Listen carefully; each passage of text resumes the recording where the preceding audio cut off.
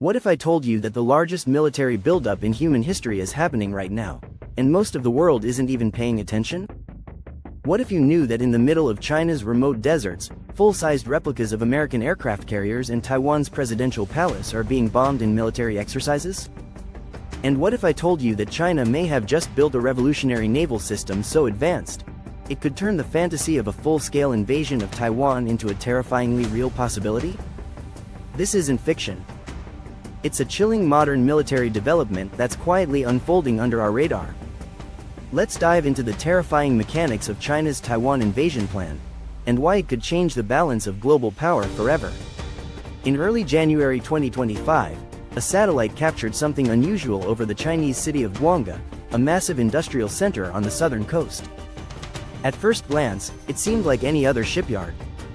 But analysts noticed something odd: a new kind of vessel, a strange triad of flat-topped barges being built side by side. Unusual in shape and unusual in purpose.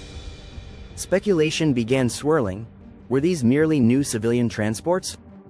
Or something far more sinister? By March 2025, the answer came into focus. 3 of these mysterious barges were spotted again, this time off China's southern coast. They were no longer in dry dock. They were in action. Satellite footage showed them connecting end to end, forming a massive floating highway stretching toward the shore. Alongside them, Chinese roll-on, roll-off ferries, civilian vessels that can load vehicles directly, were practicing landings. What were they doing? They were rehearsing an invasion. These aren't ordinary ships. These are China's version of the World War II Mulberry Harbors, floating platforms used by the Allies during D-Day to build ports from scratch on Normandy's beaches. But China has taken that concept and weaponized it for the 21st century. These new vessels, now dubbed the Shuikou Class or Waterbridge Class, are amphibious invasion platforms.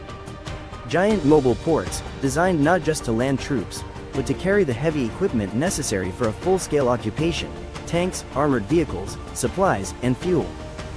How do they work? 3 barges operate in unison.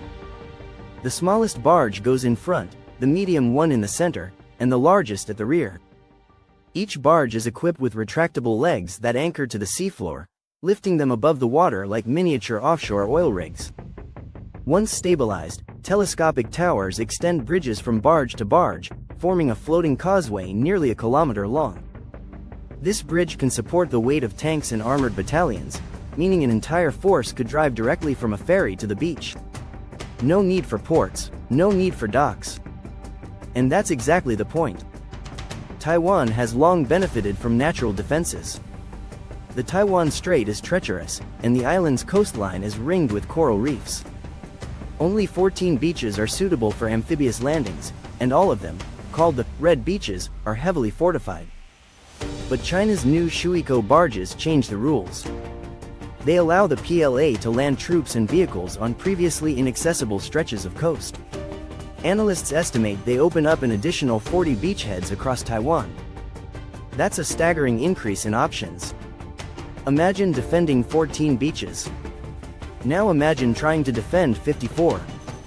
China's strategy becomes clear: force Taiwan to spread its forces thin, diluting their defenses and creating exploitable weak points. The goal? Overwhelm, isolate, and conquer. But there's more. These barges are only part of the puzzle. In the deserts of western China, hundreds of miles from the coast, something even stranger is happening. Satellite images have revealed full-scale replicas of U.S. warships, including the Gerald R. Ford class aircraft carrier, being moved on wide railway tracks across the desert. Why would China build these models? Because they're target practice. The tracks curve, simulating evasive maneuvers a real ship might make. Missiles and drones are fired at these replicas, testing accuracy and lethality. Some are reduced to smoldering rubble. It's training, and it's a warning. Nearby, there's a full-scale model of Taiwan's presidential district. A replica of Taipei's government center. China is simulating airstrikes, precision missile attacks, and even special forces operations. This isn't theory. It's rehearsal. China is preparing its military for the day it tries to take Taiwan. Let's not forget the missiles. The People's Liberation Army Rocket Force now possesses the largest arsenal of land-based conventional missiles on Earth, over 3,100. These include short-range ballistic missiles, cruise missiles, and long-range anti-ship missiles. China can strike every major military installation in Taiwan. It can hit US bases in Guam, Japan, and the Philippines. And its long-range systems can target US warships as far as the second island chain. In one brutal opening salvo, China could destroy airfields, ports, communication hubs, and radar stations, crippling Taiwan's ability to defend itself. And what about America's most formidable response capability, its nuclear submarine fleet? China is preparing for that too. Their newest Type 054B stealth frigate, commissioned in early 2025, is designed specifically for anti-submarine warfare. In the shallow waters of the Taiwan Strait, submarines are easier to detect and destroy. If China can deploy enough of these frigates, it could significantly reduce the effectiveness of American undersea power. Now, consider this. China is building more warships than the entire US Navy has constructed since World War II. They possess dozens of shipyards. The US has just 4. One single Chinese state-owned shipbuilder built more tonnage in 2024 than the US has built in 80 years. That's how China now possesses the largest navy in the world. These vessels aren't just for Taiwan. They're signals. In early 2025, 3 Chinese warships sailed around the entire Australian continent. They conducted live fire drills between Australia and New Zealand, causing dozens of commercial flights to divert.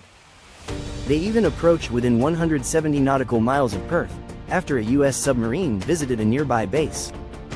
The message? Australia is not out of reach. This is psychological warfare. A strategic message aimed not only at Taiwan but also at its potential defenders: the United States, Japan, Australia, and the Philippines. China wants them to think twice. And while China builds ships, it builds bunkers. Near Beijing, satellites have revealed a colossal underground construction project, 10 times the size of the Pentagon. It includes deep tunnels, fortified chambers, and hundreds of active cranes. Analysts believe this will be the new command hub for China's top military leadership, a bunker resistant to nuclear and bunker-busting weapons. It's all part of a broader strategy of resilience. A wartime command center designed to withstand even America's most powerful attacks. If a war starts, China plans to keep fighting no matter what. And yet, war may not even be the goal. Instead, China may be gambling on intimidation. By showing its military might in such theatrical, undeniable ways, practicing landings, blowing up US ship models, rehearsing the storming of Taipei, Beijing is sending a clear signal. We can do this. Are you willing to stop us? This is a high-stakes game of perception. Convince Taiwan its defense is hopeless. Convince the US and its allies that intervention will be catastrophic. And maybe, just maybe, force a political solution without a single shot fired. But if that fails, then these ships, missiles, and simulations will be put into deadly action. In the first 24 hours, military analysts say China could land 60,000 troops, 8 armored brigades, and hundreds of vehicles, thanks to the Shuikou barges and commandeered ferries.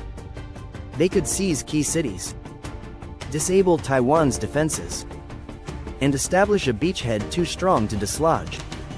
And all of it before the world has time to react. The question now isn't if China could invade. It's how soon, and who's prepared to stop them. If you found this analysis powerful, revealing, and important, share it. Subscribe for more in-depth breakdowns of the world's most pressing geopolitical flashpoints.